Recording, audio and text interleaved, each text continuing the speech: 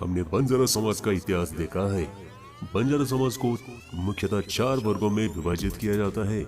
मथुरिया, धारिया, चारण, लभान।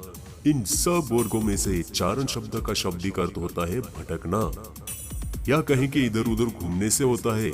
चारण के 5 वंशों का उल्लेख यहाँ पर किया गया है, जिनमें पवार, पुरी, राठौड़, चौहान, जादव। यहाँ विचार करने वाली बात है कि राजपूतों में भी ये वंश आते हैं। इनके अतिरिक्त बंजारा समाज में अन्य वर्ग विभाजित होता है। बंजारों में बामनिया, लबाना, मारू भाट, गवारिया आदि बंजारों की उपजातियां हैं। बंजारा समाज में बामनिया जनसंख्या की दृष्टि से सबसे बड़ा माना जाता है।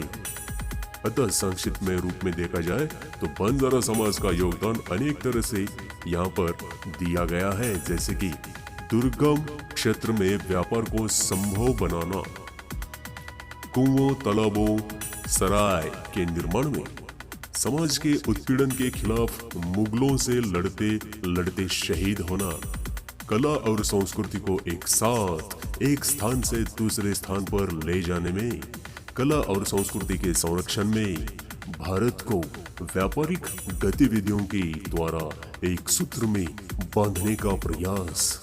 हमारा मकसद यही है कि हम भारत के समाज में एक चेतना और जागरूकता का विचार कर सकें, जिससे हमारे देश का समाज अपने पर गर्व महसूस कर सके और भविष्य में अपने देश के लिए कुछ ऐसा योगदान अवश्य दे सके कि जिसमें समस्त देश गर्व कर सके।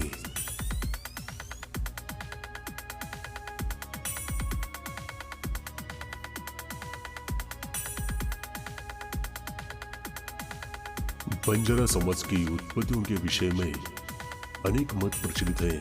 उन मतों के विषय में जानकारी यहाँ पर दी गई है कि जिनमें एक मत या कथा के अनुसार बंजारा समाज का संबंध रामायण काल के राजा सुग्रीव से दिखाया गया है। एक मत के अनुसार ये एक घुमंतु जाति थी जो मध्य एशिया से घूमती हुई भारत में प्रवेश कर गई थी। एक मत के अनुसार बंजारा समाज मुगल काल तक राजस्थान के राजपूत समाज में संबंधित था, परंतु बाद में ये राजस्थान से जंगलों या अन्य स्थानों के लिए प्रवास कर गई थी।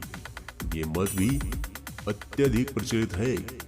इनके प्रवास के पीछे अनेक कारण बताए जाते हैं, जैसे कि राजस्थान में सूखे की स्थिति के कारण जानवरों और व्यक्तियों के लिए खाद्यान्न समस्या।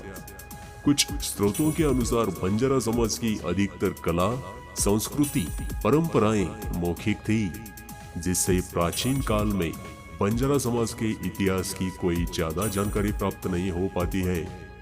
एक मत के अनुसार 6वीं सदी में बंजारा समाज का आर्थिक गतिविधियों में महत्वपूर्ण योगदान था। व्यापार के बड़े भाग पर बंजारों का आधिपत्य था। इस प्रकार हम देखते हैं कि बंजारा समाज के विषय में अनेक मत प्रचलित है।